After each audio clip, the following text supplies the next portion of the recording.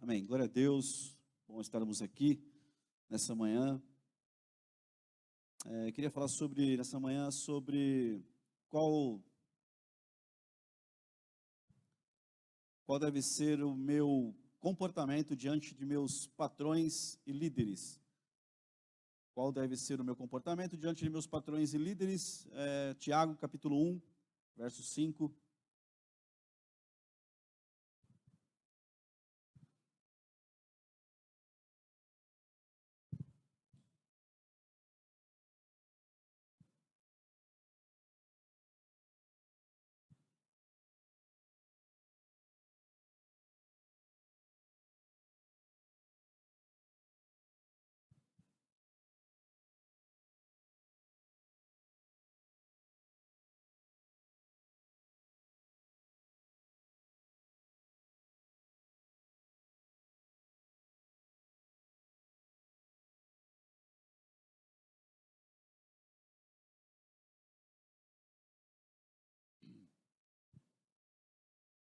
Tiago 1, 5.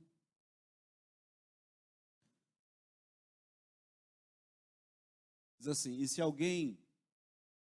se algum de vós tem falta de sabedoria, peça a Deus, que a todos dá liberalmente e o não lança em rosto, e ser-lhe-á dada. Se tiver a tradução diferente, aí tiver King James, para esse verso, só para esse verso.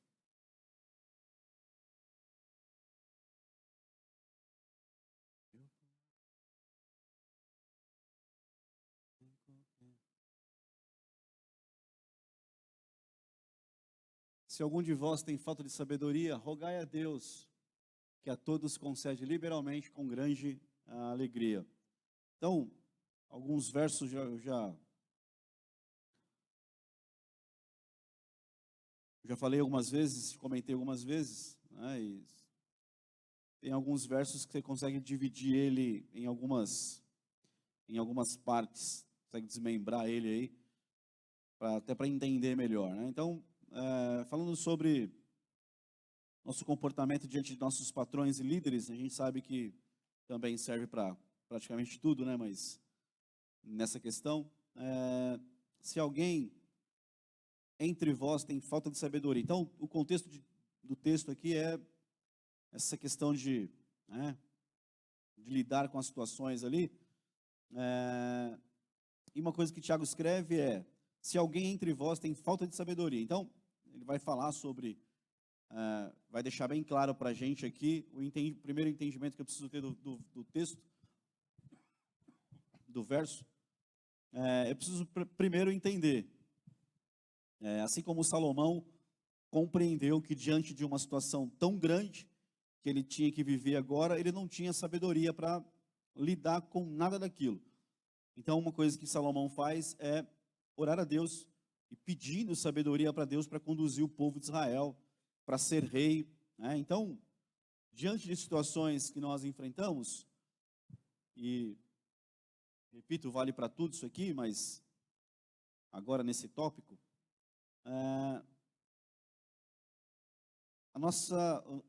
o nosso entendimento de que nos falta sabedoria.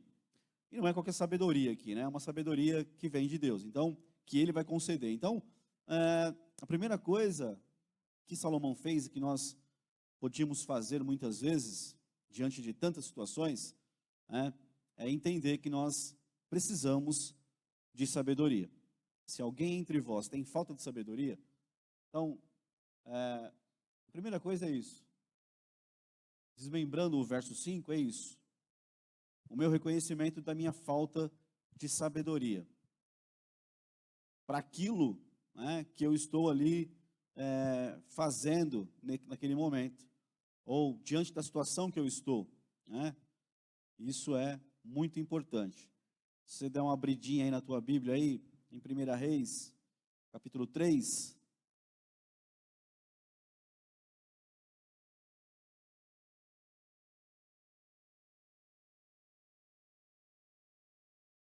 Primeira Reis 3, verso 7. Agora, pois, Yahvé, Senhor meu Deus, constituíste rei a teu servo em lugar de meu pai Davi, mas eu não passo de um jovem que não sabe liderar. Teu servo se encontra no meio de um povo que tu mesmo escolheste, uma população tão grande que nem se pode contar. 9. Dá, portanto, a teu servo um coração sábio, que possa discernir entre o bem e o mal, a fim de que eu possa governar o teu povo com justiça e equidade, pois sem a sabedoria que vem de ti, quem pode governar este tão grande povo? O desejo de Salomão muito agradou ao Senhor. Por esse motivo, Deus lhe declarou: porque foi este o teu pedido, e já que não rogaste para ti vida longa, nem riqueza, nem a vida dos teus inimigos, mas solicitaste para ti discernimento para ouvir e julgar com justiça, farei o que pediste, eu te concederei um coração sábio e capaz de discernir com inteligência, como jamais houve antes de ti e depois de ti nunca haverá. Nunca haverá até Jesus chegar. Quando Jesus chega, ele é o maior de todos, em todos os tempos, sobre todas as situações, até o dia que o escritor escreveu o texto, e está dizendo aí, nunca houve outro igual a Salomão, até que Jesus chegou. Então Jesus, ele é soberano, ele é o maior, o melhor em tudo, então ele é o mais perfeito, ele é maravilhoso. Então é só por isso que eu estou dizendo isso aí, porque o texto vai falar que não houve outro igual. Não houve outro até o escritor escrever o texto e depois chegar a Jesus. E aí tudo é em Jesus. Mas voltando para o texto, veja que talvez você pode olhar para o texto e dizer assim, mas está falando do rei, ele chegou num cargo de rei e tal, e você tem que lidar todos os dias com muitas situações difíceis, complicadas, com pessoas, com lideranças, com superiores, com líderes, com tudo que a gente tem que lidar, com pessoas. Então o texto serve para todo tipo de situação que nós vivemos, que nós estamos inseridos, meu comportamento diante dos meus patrões e líderes. Então, a primeira coisa que você precisa entender é que nesse momento, a falta de sabedoria que nós possamos estar passando, ela é passageira. Essa é a hora que você falava amém, assim, amém. Isso, só fala amém, amém. É passageira. Esse momento de falta de sabedoria que todos nós, vivenciamos diante de muitas situações, ela é passageira. Por que passageira? Porque eu passo a crer que quando eu orar, Deus vai me conceder. É um outro amém seu assim. Então a gente ora crendo que Deus vai nos dar. Então eu entendo que o meu momento ali de falta de sabedoria, ele é passageiro. Ele vai acabar, por quê? Porque eu vou me apresentar ao Senhor e vou clamar a Ele. E o texto de Tiago, volta para Tiago lá, por favor, capítulo 1, verso 5.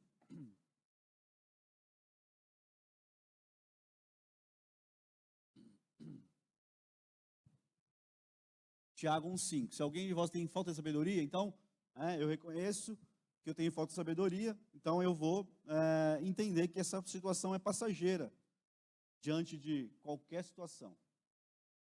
Então, assim, falando de patrões e líderes, você está num ambiente, você está lá num contexto, e nem todos eles são crentes, são sábios, nem todos eles primam pela santidade, a maioria deles não conhece a palavra, ouviram falar de Deus, ouviram falar de Jesus, mas não tem os princípios, não tem nada, então você tem que lidar com isso. E é difícil, porque o caminho que eles tomam é um caminho terrível, é um caminho de decisões erradas. E você está debaixo disso, você tem que seguir esse caminho. E aí? Então você tem que, você precisa entender, e precisa ter esse entendimento de que você pode orar, pedindo sabedoria para Deus, para que Ele te dê estratégias, como sair. Então, e aí, rogai a Deus, peça a Deus. Para quem que nós pedimos sabedoria, irmão? Aonde é a nossa fonte para recebermos sabedoria, para lidarmos com essas situações o dia inteiro? Pode, por favor, fique na liberdade. Está comendo chiclete? Ah, não estou, porque está enroscando, não estou ouvindo você. Amém.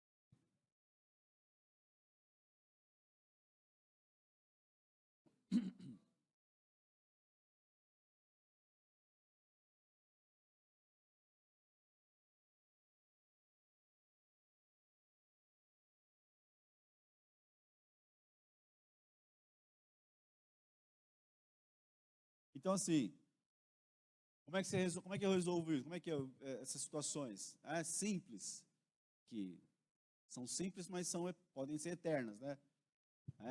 Vamos, já pensou? Olha para mim aqui. Vamos radicalizar assim, ao extremo mesmo? Vamos ser extremista nisso? Tá lá trabalhando, aí o patrão grita lá, o telefone toca, o patrão grita lá assim, ó, só para mim fala que eu não tô. Aí você pega o telefone assim e fala, bom, eu sou empregado, tem que fazer o que manda, né? Mas você é crente, né? Aí você fala assim, ó, o meu patrão não está aqui agora, né? Aí nessa hora que você fala a frase, toca a trombeta.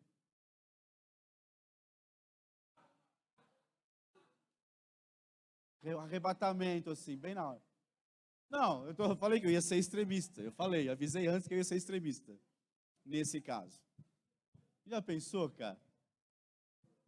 Não dá tempo de você tocar a trombeta lá, você ouvir o som dela e você pedir perdão, perdão, porque eu menti agora. Falei que ia ser extremista, entendeu? Então, assim, você entende que a gente precisa pedir sabedoria para Deus. A gente precisa entender.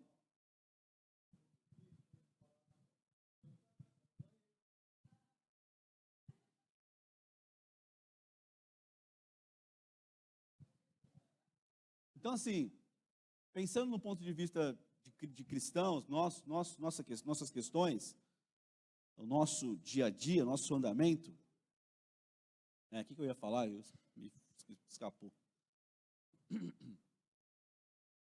Então, pensando no ponto de vista assim, eu preciso entender que, assim, eu preciso reconhecer a minha falta de sabedoria. O que Salomão fez foi isso. A primeira coisa que ele fez foi isso.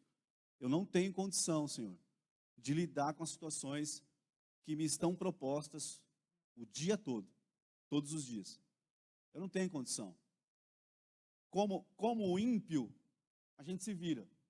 A gente se virava. Não dava certo. E o destino, o futuro, era a morte. A Bíblia fala que o salário do pecado é a morte. Então, a gente se virava sem Jesus. A gente fazia. Mas agora veio Jesus na nossa vida. E nós somos uma nova criatura. Nós nascemos de novo. Então, nós somos diferentes, transformados pela palavra, pelo Senhor. Isso tem que mudar a nossa vida. Nossos hábitos, costumes. O que forma uma sociedade? O que forma uma sociedade? Hábitos. Hábitos, costumes, cultura, sociedade. Então, a tua casa, ela tem lá os hábitos da sua casa.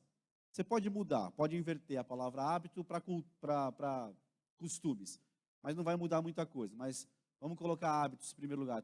Pensa na tua casa. Ela tem hábitos, costumes, aí vira uma cultura na sua casa, não é assim? Para pensar um pouco. Que vai virar a sociedade da sua casa ali.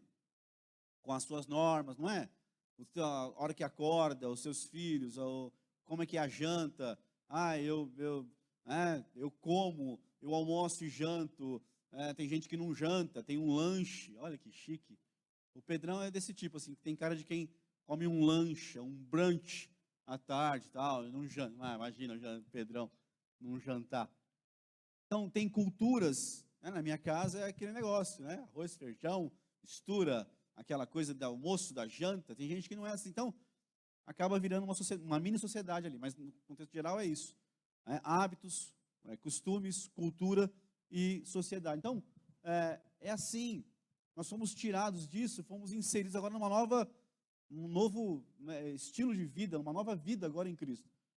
Então, gente, bom, como é que você lida com o teu patrão, com o teu amigo de trabalho, que pega o celular e fica tentando ver besteira perto de você, aí ele pega e chama você para ver, olha aqui, aquele vídeo pornográfico, aquelas coisas imundas, que você não tem mais nada a ver com aquilo ali. E aí o cara quer te inserir naquilo, você está ali do lado com ele, e aí tem o patrão, às vezes você tem uma liberdade, aí é tudo, e pode ver, é tudo coisa que tenta te levar pro pecado, não tem uma coisa que te leva para o bem, né? Se não for crente, é só para o pecado. Então Salomão olhou para a situação, mas o rei Salomão não é diferente, irmão, é igual você e eu. Olhou, sentou no trono, falou, beleza, sentei no trono, mas e agora, senhor, como é que eu vou lidar com isso? E aí o primeiro caso que vem para ele é duas mulheres que estão ali prostitutas, tiveram filhos, uma morre o nenê, e aí a outra, aí é aquele impasse diante dele. Então, olha as coisas que você é chamado por Deus para resolver, irmão. E escute, quem você acha que vai ser jogado lá no meio para resolver as coisas? Quem você acha que vai ser? Aponta para o crente e fala assim, é você, querido, que vai ser colocado, perguntado, é você que vai ser jogado lá no meio para resolver, para dar uma resposta, é você.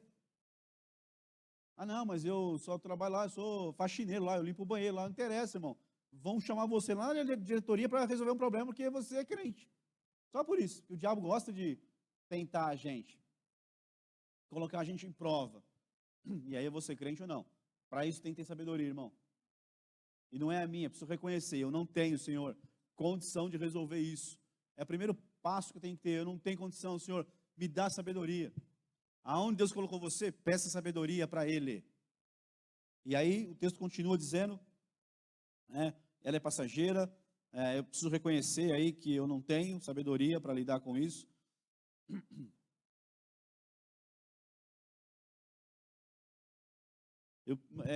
Assim, se fosse resumir numa frase, seria essa. Bom,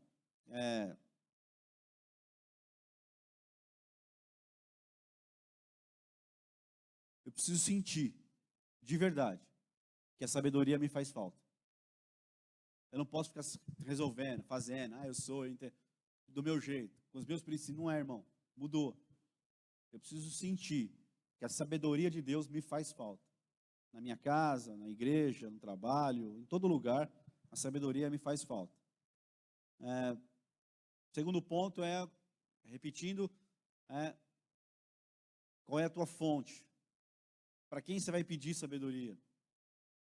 Peça para aquele que pode te dar realmente sabedoria, irmão, para Deus.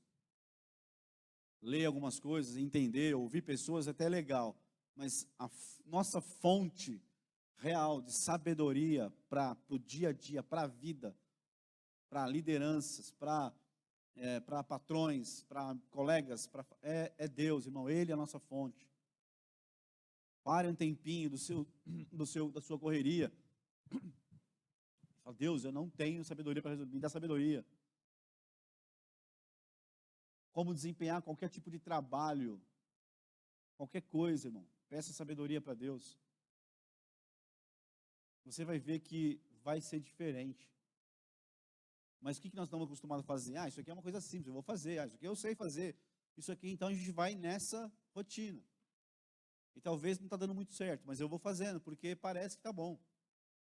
Então, a gente é convidado, pela Bíblia aí a entender isso daí. De forma muito clara no nosso dia a dia. Quem que pode receber sabedoria de Deus? Está no texto ali.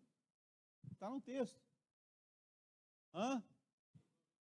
todos que pedirem. Ah, e só quem vai receber sabedoria de Deus é o rei Salomão. Não, é o Paulo. Não, é o pastor.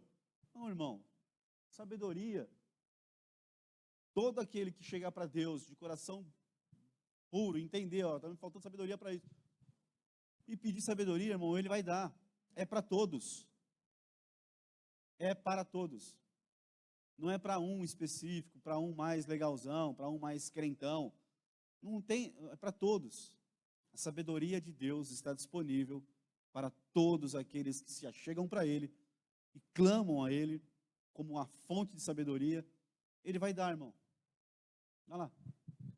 Que a todos concede. Certo? E a medida, qual é a medida de sabedoria que Deus vai te dar? Não tem medida. Dá liberalmente. Muito mais do que você pode imaginar. Então olha para mim aqui. Vai ter situações que você vai estar lidando com ela, e depois que ela passar e acabar, você vai parar, sentar e falar assim, cara, olha que resultado poderoso, olha o que aconteceu. Aí você não vai bater no peito e falar assim, pô, eu sou... Faz isso. Foi Deus que te concedeu a sabedoria para resolver aquilo, e foi tão bem sucedido, que aí você olha para o céu e dá um glória a Deus, aleluia. Só isso. É assim, irmão. Ele concede muito mais do que nós pedimos ou pensamos. E aí você vai colocar em prática, e você vai ver o resultado que é maravilhoso. E você vai glorificar o Senhor que te concedeu aquilo. Ponto. É só isso. Essa é a vida. E vai ter resultado, vai ser bênção. Agora, para de ficar consultando o Google, o não sei o que, e vai, não sei, vai, pelo amor de Deus, vá para o Senhor e ore, peça para Ele te dá, Ele concede a todos que pedem.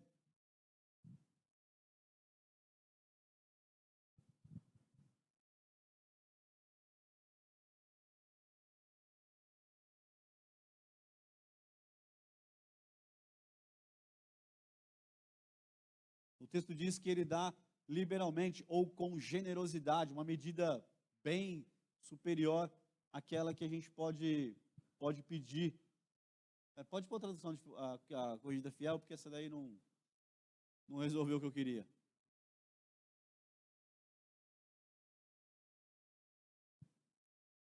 E assim, uma outra coisa da sabedoria, quando você pede para Deus, Salomão orou lá e a gente leu o texto, a Bíblia, Deus fala assim, olha, porque você pediu sabedoria, vai vir junto com ela os acréscimos do seu pedido.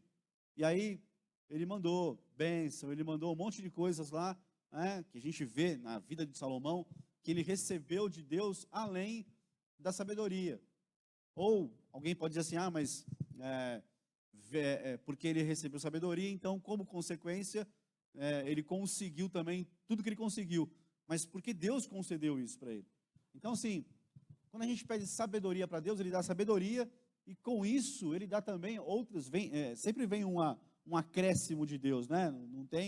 Não é só aquilo que você vai receber da parte do Senhor. Junto com sabedoria, vem a riqueza, honra, nada disso falta, porque a sabedoria traz com ela um monte de coisas que vão acrescentar na minha vida, que com o tempo eu vou ver isso, mas eu preciso, irmão, entender que eu preciso de sabedoria de Deus. Para de fazer do seu jeito, você tem lá um esquema, você sabe como resolver aquilo, não, isso aqui eu sei como fazer, não, vamos fazer assim que dá certo, irmão. Tem chegado, aliás, já passou o tempo de nós entendermos que nós precisamos dele para tudo, e não lança em rosto, e ser-lhe-á dada. Aquele que pede, recebe, o que bate, será aberto. Então, assim, continua, irmão, entendendo que nos falta sabedoria para o dia a dia. Na hora de fechar o negócio, na hora de responder para alguém, enquanto a gente fala aqui, a gente é tremendamente ministrado, né? Porque a gente vai sendo ministrado sempre. Então, assim, é muito importante isso. Até para eu entender, da parte do Senhor, se eu devo, se aquilo ali, se aquele lugar que eu estou ali, se aquela situação que eu estou vivendo, eu vou ter vitória de Deus ali, ou se Ele vai me remanejar, se Ele vai me levar para outro lugar. O que eu não posso é ficar sendo corrompido. Eu não posso ficar corrompido, eu não posso ceder ao pecado, eu não posso estar num ambiente com uma cultura do reino de Deus, num ambiente de trevas, e assim, Deus falar comigo que eu não vou ali mudar o ambiente, que eu não, né? E aí eu vou, consequentemente, se eu estiver em desobediência, eu vou sendo corrompido, minado pelo ambiente. E aí é terrível, porque aí eu perco a minha salvação, eu perco a minha alegria da salvação, eu vou ficar, entendeu? Eu tenho uma semana eu lembrei de uma pessoa que todos os dias, todo santo dia, não é exagero, todo santo dia, vou falar de novo, todo santo dia, na hora de trabalhar, essa pessoa chorava, aí tinha que ter umas irmãs para orar por ela todo dia, para ela sair para trabalhar, porque na empresa era uma guerra, era uma luta. Mas eu não sei, parece que alguém um dia liberou uma palavra de que ela não podia sair ela tinha que ficar naquele emprego. Irmão, todas as manhãs era aquela guerra. Choro, passava mal, porque ela tinha que trabalhar e as pessoas oravam por ela.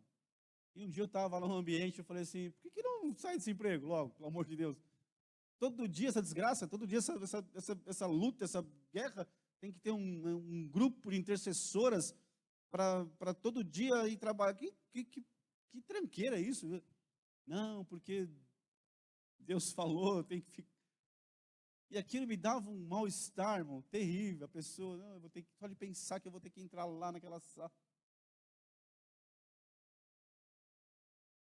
Peça sabedoria para Deus, vai falar com você, Senhor, é para ficar aqui, é para eu ir uma outra porta? Como é que é, Senhor? Eu vou ter vitória aqui? Ou o Senhor me colocou aqui no lugar para eu ficar só sendo angustiado, terrível?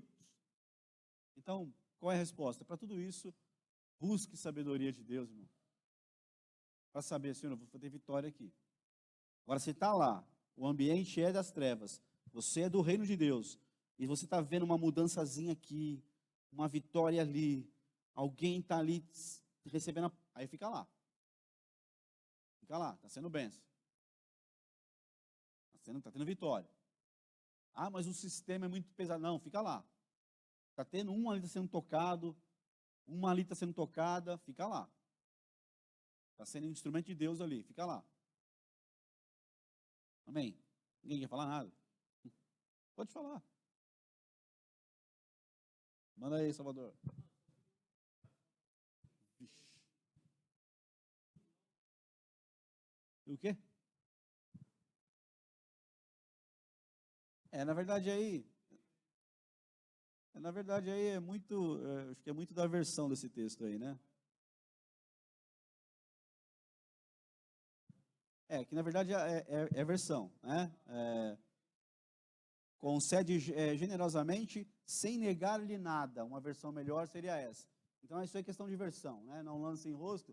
É assim, é no sentido de não negar nada, de não recusar o pedido que foi feito para ele, Deus, entendeu? Até a tradução que é ruim mesmo. A tradução aí é não lance em rosto, é tipo assim, não vai ficar jogando na cara, né? Que ele concedeu, ou que está pedindo aquilo ali. Mas o texto melhor aí, a tradução melhor que concede a todos generosamente, sem negar-lhe nada. Então, a tradução melhor seria essa. Filipenses 2, 14 a 16.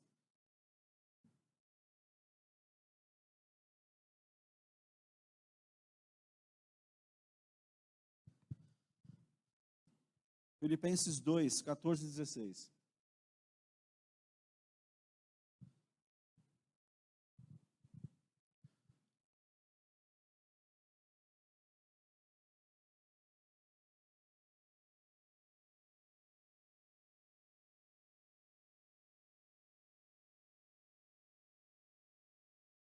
fazei todas as coisas sem murmurações, nem contendas.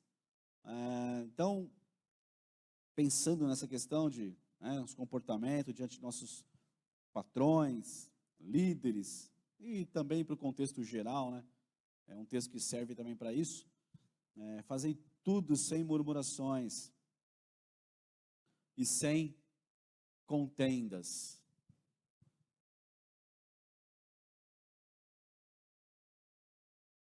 Olha, você pode vamos pensar em contexto de igreja agora, depois você pensa na tua empresa, na tua casa, nos teus contextos gerais. Vamos pensar de igreja. Olha, você pode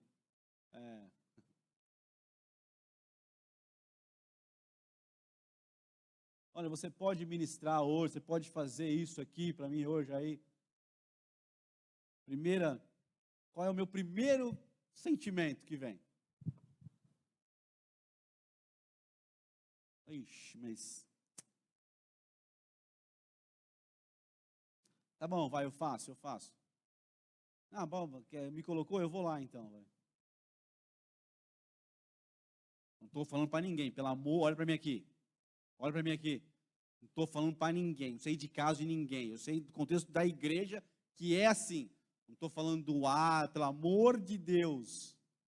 Está me entendendo? Não estou falando de ninguém. Estou falando de todo mundo, inclusive de mim. Principalmente de mim. Entendeu? Está bem claro isso. Então, olha, você pode.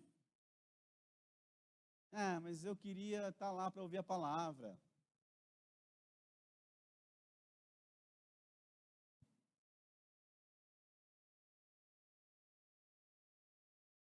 Mas eu. Não é assim, né? Acontece isso. Mas hoje eu não estava afim. Irmão, a gente não faz porque está afim. A gente faz pela fé. A gente faz porque Deus escolheu a gente para fazer. A gente faz com alegria.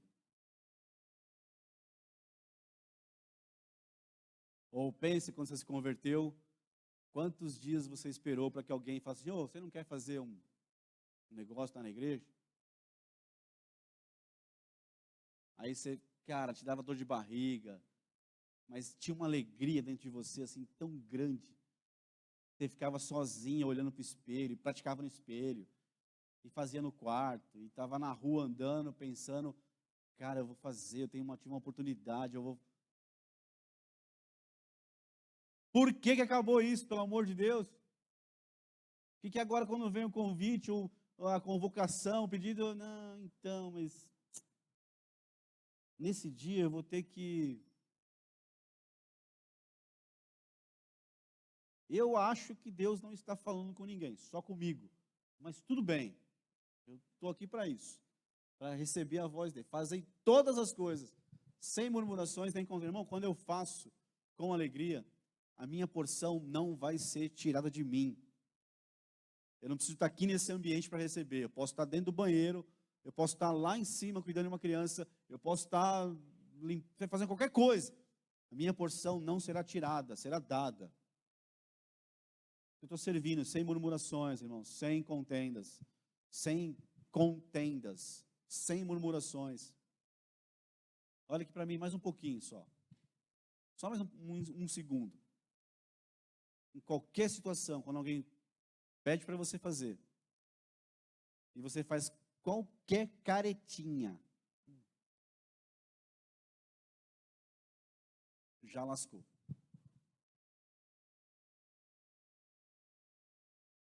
Quando a tua esposa pede para você fazer, quando o teu esposo pede, você.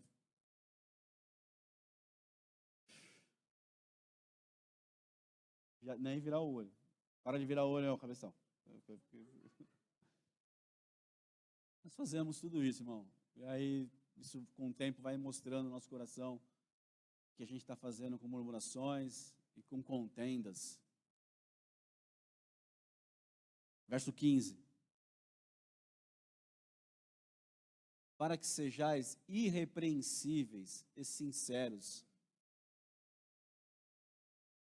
filhos de Deus, inculpáveis no meio de uma geração corrompida e perversa, entre a qual resplandeceis como astros no mundo, como luzeiros no mundo, no meio de uma geração tão corrompida e tão terrível. Você é diferente, irmão, amém?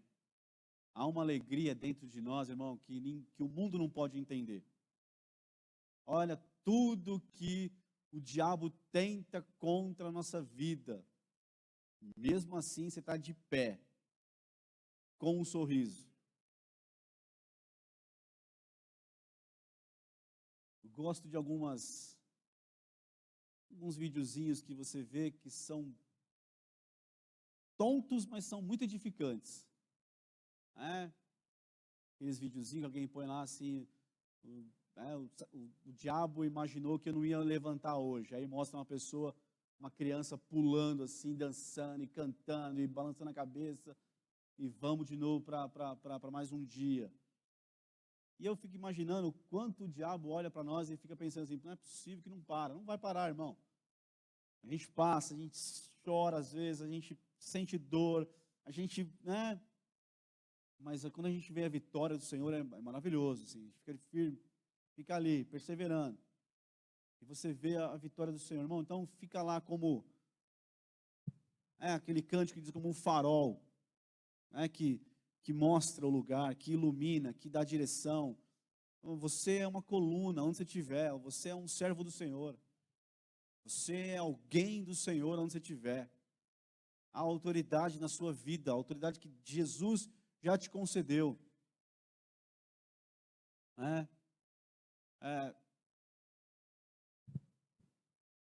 Verso 16. Retendo a palavra da vida, para que no dia de Cristo possa gloriar-me de não ter corrido em vão, nem trabalhado em vão. Ele está falando da igreja, dos irmãos, que tem essa posição, essa postura. Então, lá no dia de Cristo, lá no dia do galardão, Paulo vai ver essas pessoas que ficaram firmes, que cumpriram o papel ali. Ele vai falar, valeu a pena. Então, assim, fica firme aí, no seu comportamento, no seu... Faz tudo sem murmuração e sem contenda, sem ser contencioso, sem careta, sem dor. Você está fazendo para o Senhor, aonde Ele me colocar, eu vou fazer, eu vou servir, eu vou responder. Se for meu patrão, for uma empresa, eu vou fazer da melhor maneira possível, honrando a Deus. E aí você vai ver que no futuro vai ter fruto isso, de você fazer sem murmurações, com alegria e sem contenda, sem ficar brigando, reclamando. Tem gente que reclama de tudo, irmão. Nossa, pelo amor de Deus, para de reclamar. Para não, você não é um reclamão assim da vida, né? Murmurador, um contencioso, fica fazendo joguinhos, conversinhas. Não, irmão, serve a Deus, faz sem murmuração, faz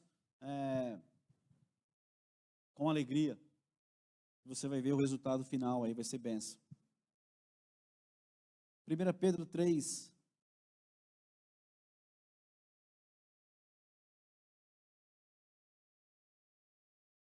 1 Pedro 3, verso 16. A gente vai ler alguns textos aí, do 16 até o 23, então a gente vai ler alguns textos.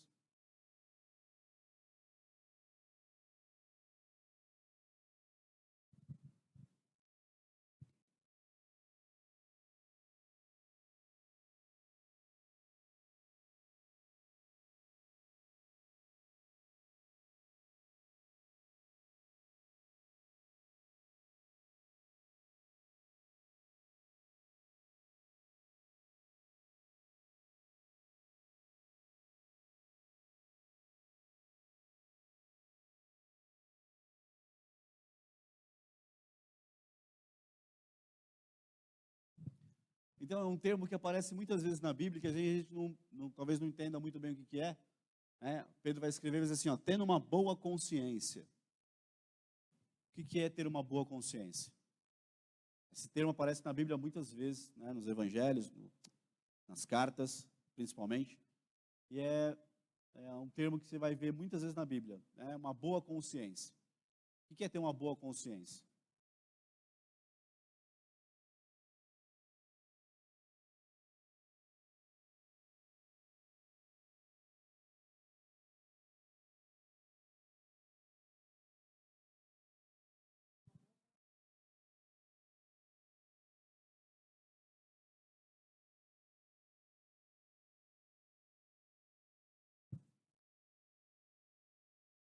Então, ter uma boa consciência é isso, né? É ter os meus pensamentos, né? Aquilo que a gente pensa, aquilo que a gente tem como processo de pensamento, né? Que faz você, que me faz discernir, distinguir, pensar nas coisas que são boas ou más. Então, assim, quando a gente tem uma boa consciência, porque tem muitas consciências que são perversas, corrompidas, que o sistema de pensamento dessas pessoas é deturpado, é problemático, é terrível, não tem nada a ver com a palavra do Senhor, né? Mas uma boa consciência é isso, né? É o processo de pensamento que faz a pessoa distinguir moralmente o que é bom, o que é mal. Então, quando você tem esse processo, quando você sabe, você está ali lúcido, você é uma pessoa lúcida, tem fé, conhece a palavra. Por isso que a gente precisa conhecer a palavra. Em tudo que eu vou fazer na minha vida, eu preciso ter comunhão com a palavra, eu preciso conhecê-la, irmão, se vira, vai ler a palavra. Eu não tenho desculpa para isso, eu preciso me aprofundar, porque tem muita gente querendo fazer muita coisa para Jesus, mas eu não vou conseguir fazer nada para Jesus sem conhecer a palavra dele, irmão, não tem jeito, não adianta, irmão, não há nada que eu possa fazer na obra para o reino do Senhor sem conhecer a palavra dele. Não é só boa vontade, não é só garra, não é só força, não é só unção, não, é palavra do Senhor. Então eu preciso conhecer a palavra para poder ter uma mente boa, uma boa consciência. Quando surgir uma situação, eu sei responder para ela, não, isso aqui moralmente, isso aqui vai contra os meus princípios, contra a palavra do Senhor, isso aqui fere o meu Deus, isso aqui machuca, isso aqui entristece o Espírito Santo, eu não vou entrar nesse caminho. Você tem uma boa consciência, você entende o que pode e não pode fazer, você sabe do lugar, do ambiente, você sabe, porque você tem uma boa consciência, você conhece Deus, irmão, é tudo claro para você, é tudo luz para você, você sabe, você anda na luz, você sabe que começou a chegar a treva, você falou, isso aqui não está legal, não faz parte, por quê? Porque a tua boa consciência te esclarece isso.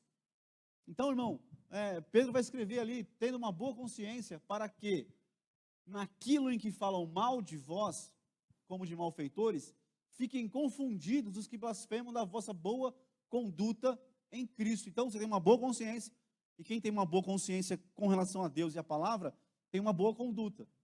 E isso vai trazer todo tipo de situações, de blasfêmia, de mentira, de invenções, de calúnias, sabe? Isso vai, bom, como o André falou aqui no começo, fere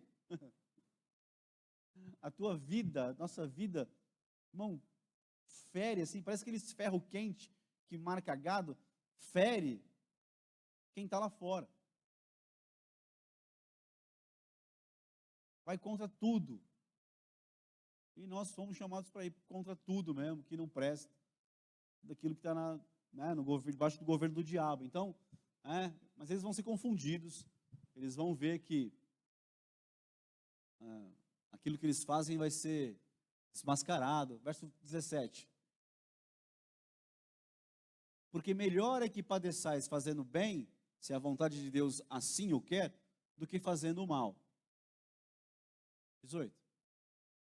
Porque também Cristo padeceu uma vez pelos pecados, o justo pelos injustos, para levar-nos a Deus, mortificado, na verdade, na carne, mas vivificado pelo Espírito.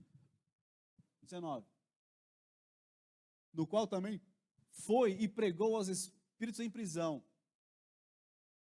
os quais no outro tempo foram rebeldes, quanto à longanimidade de Deus esperava nos dias de Noé, enquanto se preparava a arca, na qual poucas, isto é, 8 almas, se salvaram pela água. Que também, como uma verdadeira figura, agora vos salva o batismo, não do despojamento da imundície da carne, mas da indagação de uma boa consciência para com Deus, pela ressurreição de Jesus Cristo, o qual está à destra de Deus, tendo subido ao céu, havendo-se-lhe sujeitado os anjos e as autoridades e as potências. Só até o verso 22. Não era 23, é 22. Então, é isso. O seu comportamento, a sua atitude, né? Ele cita ali o caso de Noé, que durante tantos anos Noé construiu uma arca e e Noé não era só um construtor de arca. Noé primeiro era um pregador de justiça. Ele pregava não só madeira, ele pregava uma mensagem. E as pessoas, pensa nisso, durante 120 anos, as pessoas ouviram Noé pregar e zombaram dele. Mas quando o céu fechou, quando as nuvens escureceram o céu, dá para pensar nisso? Entraram na arca, começou a chover. Você imagina todo mundo que zombou de Noé? Quem foram os primeiros a bater na porta da arca? A vizinhança que estava ali, que zombou tanto de Noé. Então, a nossa conduta, o que você continua fazendo, continua pregando, continua anunciando, continua sendo luzeiro, continua sendo um instrumento de Deus, continua, não desanima. Eu sei que tem um monte de coisa que vem para desanimar você. E aí você até chega a pensar alguma coisa, fala, não vale a pena. Vale, irmão. Fica firme, manda esse pensamento embora, rejeita ele, porque não é do Senhor, e fica firme na tua posição em Cristo. Porque a tua posição vai ser recompensada. Quando eu cedo, eu vou sofrer o dano pelo meu pecado. E aí, irmão, é terrível. Agora, quando eu estou posicionado, estou firme em Deus ali, estou fazendo a vontade do Senhor, aí você vai ver que vai ter a recompensa do seu trabalho, aí, do seu árduo trabalho. Amém? Vamos dar uma pulada aí, vamos dar uma... Quanto ao serviço da minha congregação, qual seria a minha contribuição? Quanto ao serviço da minha congregação, qual seria a minha contribuição? Vamos ler Efésios capítulo 4, verso 1.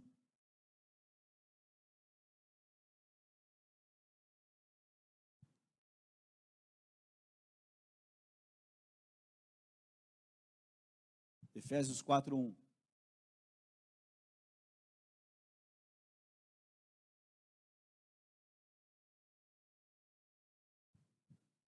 Efésios.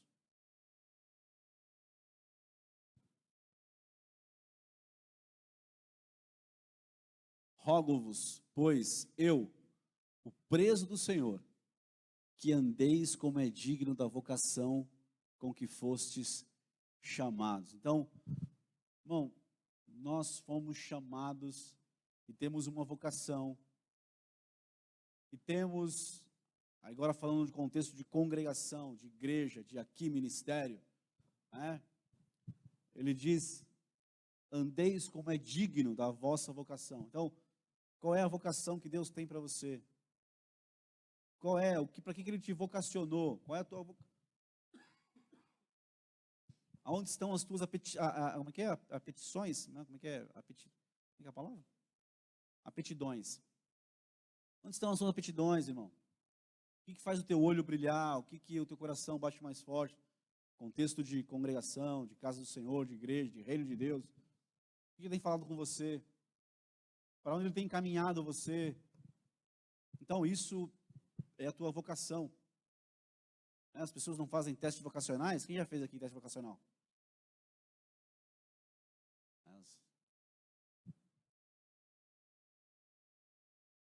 Lá no teste vocacional apareceram algumas coisas que vocês, tem uma... Deu certo para vocês, não? Ainda não? Mas aqui na igreja dá certo, tá? Quando Deus for te direcionando para algumas coisas, pode ir que dá certo, tá? Talvez lá o orientador não foi muito bem sucedido, mas lá é lá, não tem problema. Mas agora aqui, quem vai direcionar você é o Espírito Santo. Ele não erra, tá? Se lá não deu certo, lá erraram, aqui não erra, aqui dá certo. Então, se ele for colocando no teu coração algumas coisas, vai nelas. Segue a direção do Espírito, entendeu? Ele vai te vocacionando. E aí vai dar certo. Mas anda, como é digno da vocação com que fosse chamados. O Senhor bradou lá, chamou você, falou o teu nome, bem claramente, porque Ele não erra, Ele não se engana. E aí você serve ali, de maneira digna, você firma o teu pé, irmão. Há um preço muito, olha para mim aqui, sim, há um preço muito alto a nós pagarmos agora, não pela salvação, mas pela unção, para cumprir o ministério, o chamado. Eu tenho que pagar um alto preço para isso, diante do Senhor. Ou você acha que a unção de Deus, que agora vem facinho assim, tranquilo? Primeira coisa que nós sempre fizemos, e às vezes fazemos ainda, e não sei se eu vou fazer amanhã, né? Mas eu vou falar para alguém assim: põe a mão na minha cabeça e me dá essa unção, compartilha comigo essa unção, né? Hoje, graças a Deus, tem muita gente que não faz mais isso, que não faz essa oração. Por quê? Porque ela entendeu que ela pagou um preço muito alto para chegar naquela unção. Aí vem alguém, vem eu bonitão lá, não leio Bíblia, não oro, não pago o preço, não falo não para o pecado, aí eu estou na igreja, aí eu quero fazer, eu quero pregar. Acho que é fácil pregar. Eu quero tocar lá em cima. Eu quero fazer. Irmão, há um preço muito alto que é pago para poder fazer isso. E para ter a unção, para ter a glória do Senhor. Ou não? Você ainda acha que é fácil assim? Que não tem lágrima, que não tem choro, que não tem dor para isso? Tem, irmão. Tem confronto. Tem renúncia. Muita renúncia.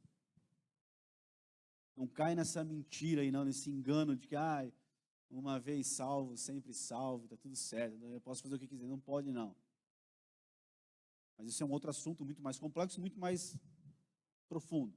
Mas fica aí, né? Paulo vai escrever para a igreja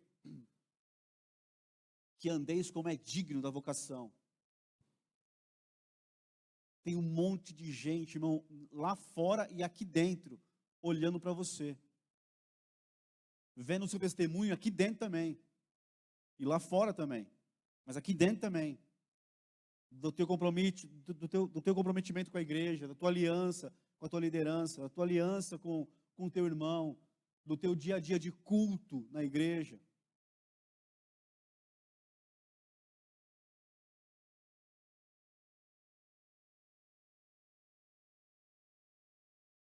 De verdade, se você for corajoso, puder responder aqui, responde, senão não tem problema. Quem gostaria de pregar aqui uma quarta-feira? Ninguém? Pai, lascou então. Vai ser só nós mesmo. Vai ser tudo repetido. Vai ser, gostaria de pregar quarta-feira. Gostaria de pregar quarta-feira. Quem mais? Ninguém mais? Os que estão pregando não querem pregar, está pregando na marra, é isso?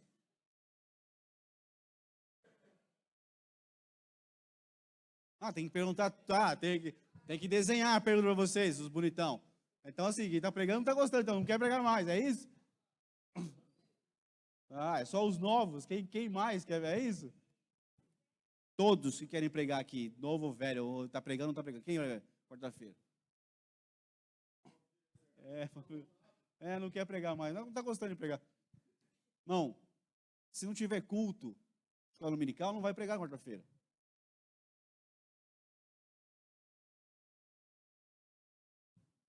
Eu lembro que o irmãozão que cuidava dos jovens da igreja, às vezes me chamava: pastor, prega aqui no sábado. Eu não vou pregar, cara. Por quê, pastor? Porque eu não estou indo culto de sábado ainda, não estou ajustado, eu preciso ajustar aqui em casa, não estou ajustado. Eu não acho justo. E aí pregar no sábado e no outro sábado não está aí. Estou todo dia aqui, mas eu não acho justo eu de sábado só pregar uma palavra e no outro eu sei que eu não vou conseguir estar aí. Até que eu consegui me ajustar um pouco melhor, para estar no sábado, no culto de jovens.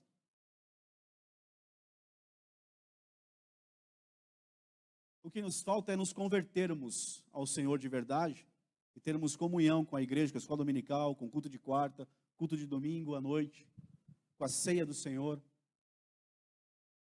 Só precisamos andar de maneira digna da vocação que nós somos chamados.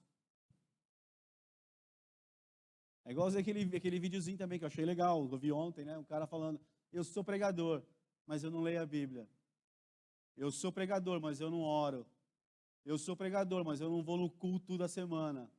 Eu sou pregador, mas eu não dizimo. É aqueles videozinhos legalzinhos assim que... Tem uns que são legais, né? Tem uns que não valem nada, mas tem uns que são legais. Eu sou pregador, mas eu não vou, não tem... Entendeu? É assim, eu quero ser, mas eu não quero ter. Irmão, não tem jeito. Não tem jeito. Se não pagar o preço, não tem jeito. Aí o diabo vem e me arrebenta, porque eu estou cheio de ilegalidade, cheio de brecha, mas eu estou fazendo a obra do Senhor. Então a unção, a glória do Senhor, ela tem um preço, irmão, e é muito alto. A salvação, tá? Entendeu que eu estou falando de uma coisa? A salvação, eu não tenho que fazer nada. Foi feito por Jesus na cruz. Mas depois, uma vez salvo, agora eu sou chamado para uma obra da parte do Senhor na casa dele, entendeu? Para o reino dele. Entendeu a diferença? Para isso eu tenho que pagar um preço, e o preço é alto. Para ter a unção. Eu posso fazer de qualquer jeito. Não vai ter resultado. Mas se eu fizer mesmo pagando o preço, vai ter resultado. A unção vai vir. A glória do Senhor vai vir. E você vai ver o quanto é poderoso isso. Mas eu tenho que andar de maneira digna. Andeis como é digno. Né? Ninguém vai falar nada? Nada? 1 Coríntios 12, verso 12.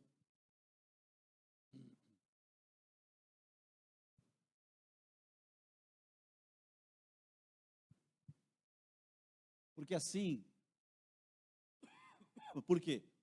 Assim como o corpo é um, e tem muitos membros, e todos os membros deste um corpo, sendo muitos, são um só corpo, assim é Cristo também. 13. Pois todos nós fomos batizados em um Espírito, formando um corpo, quer judeus, quer gregos, quer servos, quer livres, e todos temos bebido de um Espírito. 14. Porque também o corpo não é um só membro, mas muitos. Se o pé disser, porque não sou mão, não sou do corpo, pois não será por isso do corpo? E se a orelha disser, porque não sou o olho, não sou do corpo, não será por isso do corpo? Se todo o corpo fosse olho, onde estaria o ouvido? Se todos fossem ouvido, onde estaria o olfato? Então, já leu isso 1 milhão de vezes, já falamos disso 1 milhão de vezes, mas é sempre bom, né? Com relação a essa questão de, quanto ao serviço da minha congregação, qual seria a minha contribuição? Qual é a tua contribuição? Pensando no corpo de Cristo. Qual é a tua, onde você está? Você ainda está pensando assim, eu não sirvo para nada, eu não tenho, já rompeu com isso, né? Em nome de Jesus, não, eu não tenho nada, eu não tenho talento, Deus me deu já venceu isso, né? Amém. Já superou isso faz tempo, em nome de Jesus, está liberto disso já, né? Aleluia. Então, faz parte do corpo, é extremamente importante você aqui, tá? Não é por causa de número, não é por causa tem tantas pessoas, não é por causa a gente não está nem aí para número de membros de igreja. A gente tem aqui a direção apostólica e a visão de que você é importante estar aqui, não para fazer um número de membros da igreja, mas para servir ao Senhor, para ser instrumento dele. Irmão, você aqui é muito importante. Por quê? Porque tem uma graça que Deus deu para você e não deu para mim. E nunca vai me dar. Imagina se ele põe tudo numa pessoa só. Então, se ele põe tudo no Ticiano, ninguém aguentava o Ticiano.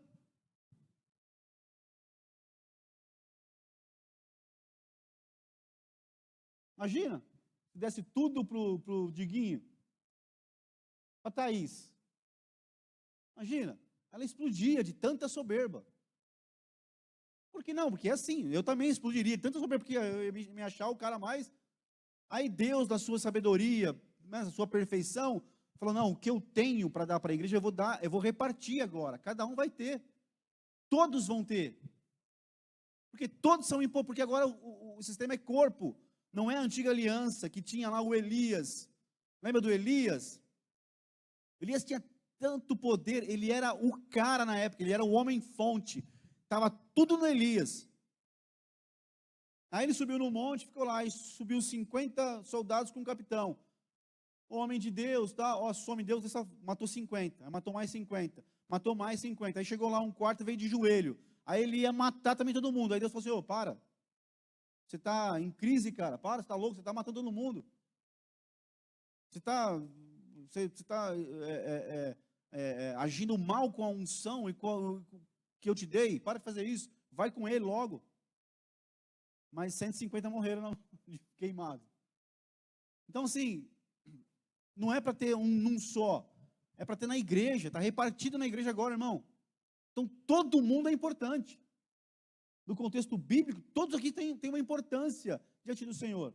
Então, tem uma unção, tem uma graça que Ele deu para você, não deu para mim. Mas Ele deu uma para mim que não deu para você.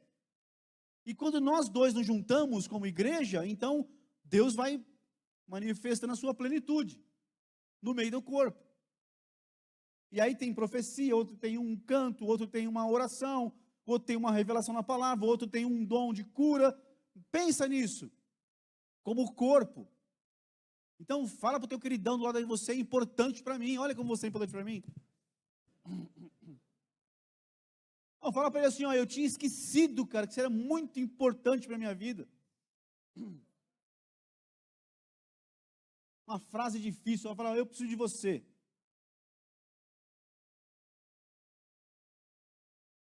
Porque agora o contexto é corpo. Então o dedão do pé, se você arrancar ele, você perde o equilíbrio. Os reis antigos faziam isso, capturavam os reinos, venciam os reinos, pegavam os reis, cortavam os dedões dos pés, e a pessoa ficava rastejando embaixo de uma mesa, porque perdia o equilíbrio. Então, é importante, o dedão dá equilíbrio. Quem sabe você é um dedão?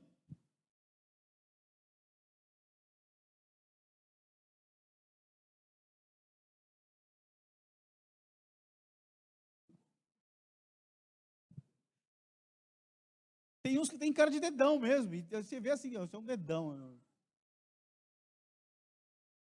Só não pode encravar, que aí gera dor no corpo inteiro. Pelo amor de Deus, o dedão, não vai encravar, não.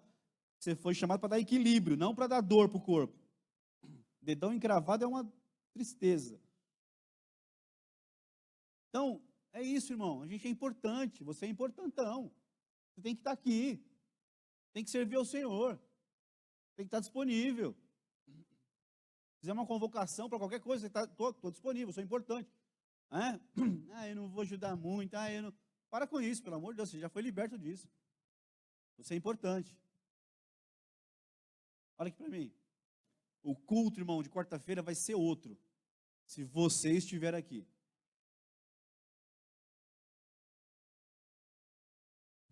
Porque é uma unção que Deus te deu.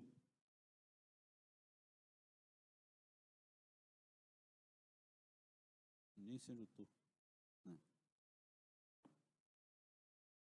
Efésios 4, 11 a 16. O texto que você conhece, mas a gente vai ler de novo. Nesses contextos aí, de como servir aí na congregação. Quanto ao serviço da minha congregação, qual seria a minha contribuição? Efésios 4, 11 a 16.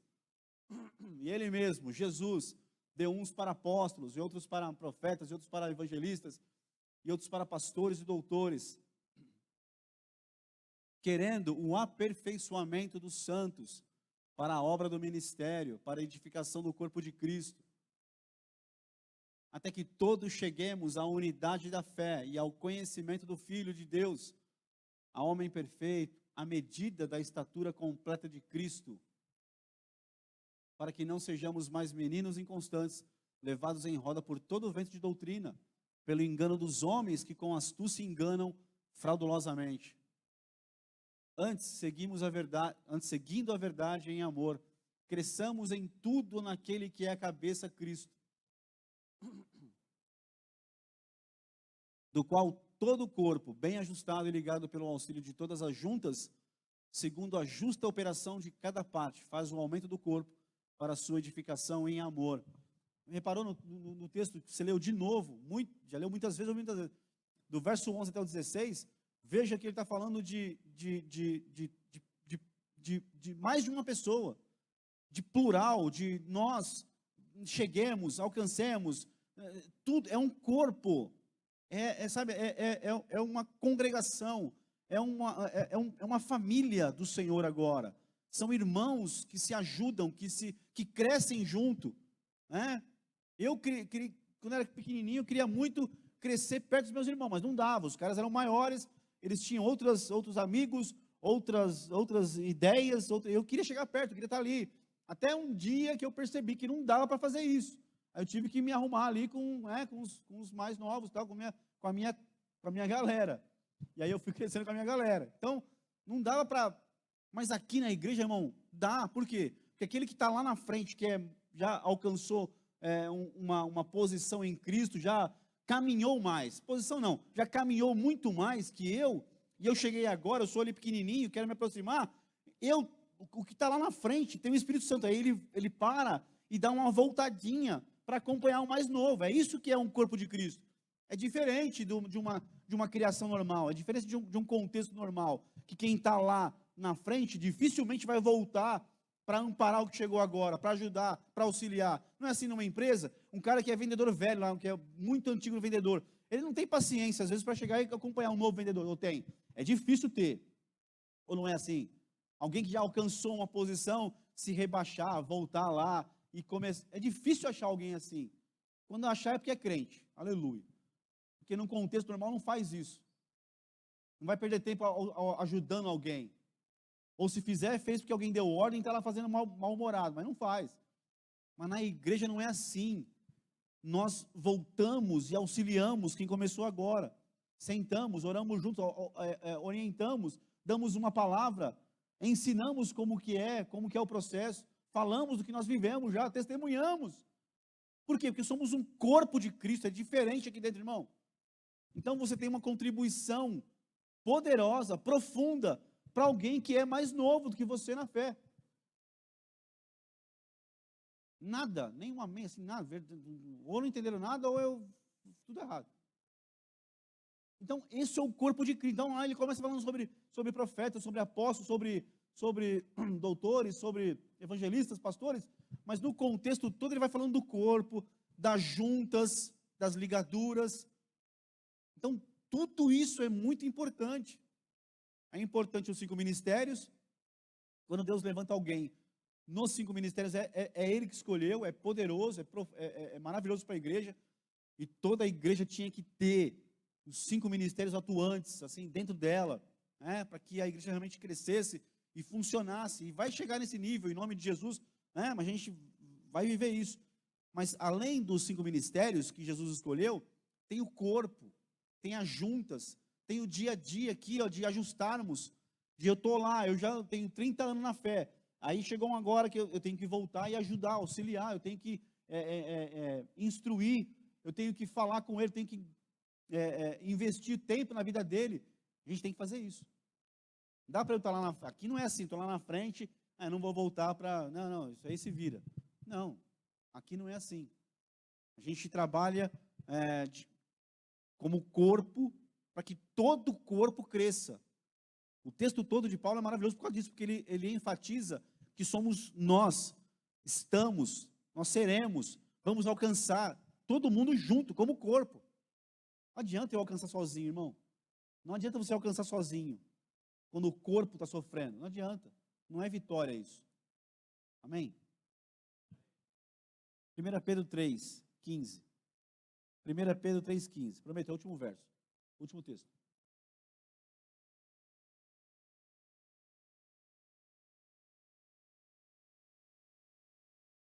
1 Pedro 3,15. Antes, 3,15, está certo?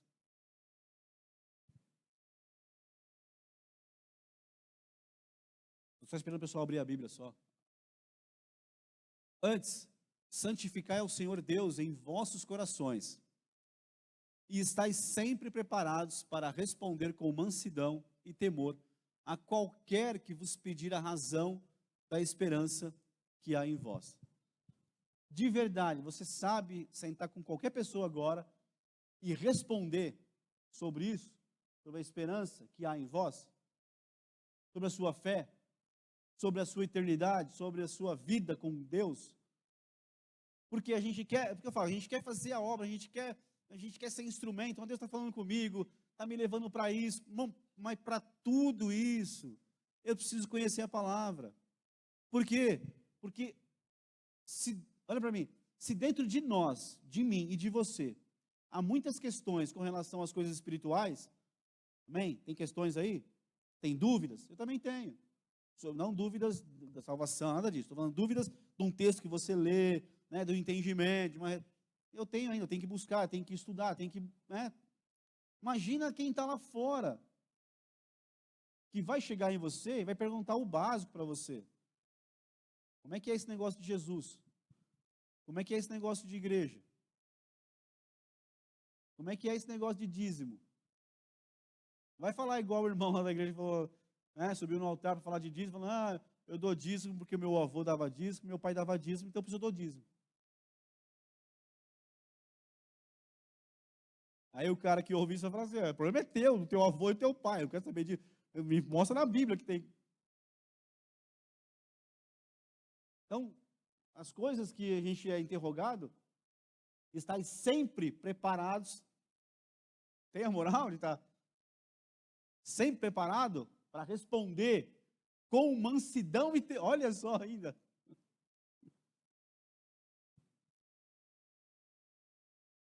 Eu aceitei Jesus, você não quer Jesus, vai para o inferno, se lasca, não quer saber, vai, não tenho, vou responder, não estou com paciência, mano, lá, tudo, qualquer que pedir a razão da esperança que há em vós. E aí? Como é que você responde? Conhecendo a palavra do Senhor e conhecendo o Senhor da palavra. Porque senão vira só letra também, aí não tem espírito, aí não tem revelação, não tem, irmão, para tudo, né? Eu tenho falado com algumas pessoas e é isso, irmão. Está queimando aí, Deus está te levando para lugares, colocando pessoas, beleza, vai nessa, serve a Deus, deixa Ele te usar, mas pelo amor de Deus, vai conhecer a palavra do Senhor, porque senão vai ser envergonhado, vai gaguejar, vai enroscar tudo, vai ficar envergonhado, porque não teve um tempo de oração, porque não meditou na palavra, porque não buscou na palavra. E aí a pessoa vai ouvir alguém gaguejando, enroscando tudo, sem pôr a mão na cabeça, não vai gerar fé na pessoa. E a Bíblia fala que a fé vem pelo ouvir e ouvir a palavra. Então, quando você responde, porque você encarnou em você, porque você buscou a Deus, Ele falou com você, Ele te respondeu, Ele te ensinou, ficou dentro de você. E aí não tem crise, você responde, você explica sobre salvação, sobre a obra de Cristo, sobre a cruz, sobre a ressurreição, sobre tudo, sobre a vida eterna. Você não vai ficar focado num assunto da Bíblia. Eu só falo sobre família. Tá, e sobre libertação? Não, essa área aí não é minha, essa área aí fala com o pastor Veronese. Não, a gente precisa conhecer tudo. Porque você vai ser colocado em tudo para responder. Amém? Vamos ficar de pé.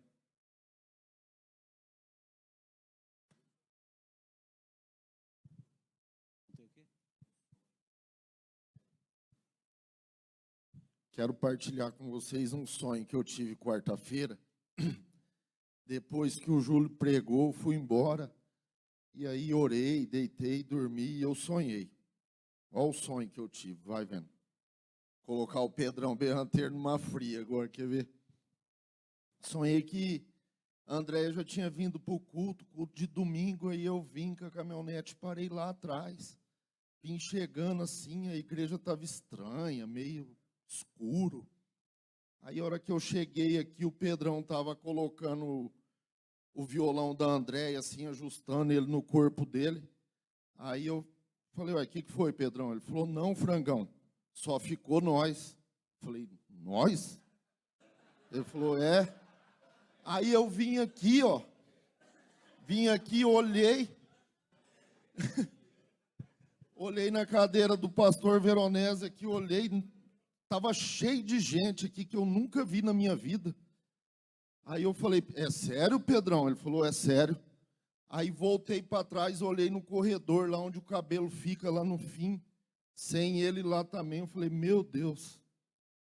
Aí apontei aqui, o Pedro pegou e falou, frangão, agora só ficou nós dois. Eu falei, cara, que brincadeira é essa, Pedrão? Ele falou, é sério, todo mundo foi embora, só ficou eu e você, cara. Aí eu comecei a chorar, né? Chorar, cadê a Andréia, cadê o Nenê? Abracei ele assim, ele grandão. Lembro que eu pus o rosto no peito dele assim, não, calma, calma, mano. Agora você tem que falar para esse povo que ficou aí,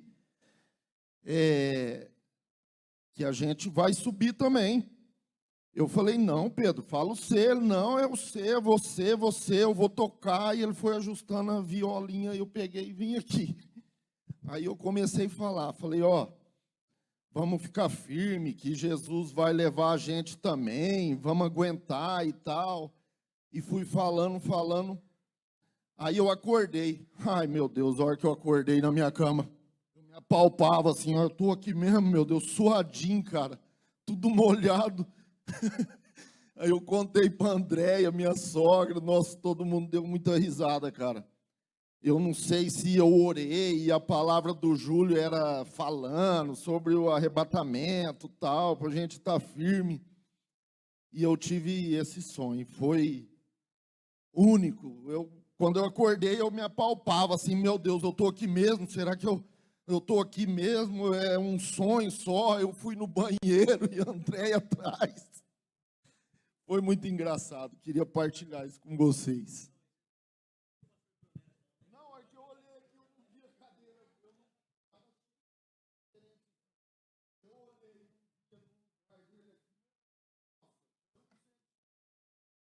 Por um instante eu achei que o sonho dele era que as pessoas tinham saído da igreja. Não, mas é o arrebatamento. Então, eu não estava aqui, nem o pastor estava aqui. Então você não estava aqui, tá? Você foi arrebatado. Só o Pedrão que estava aqui.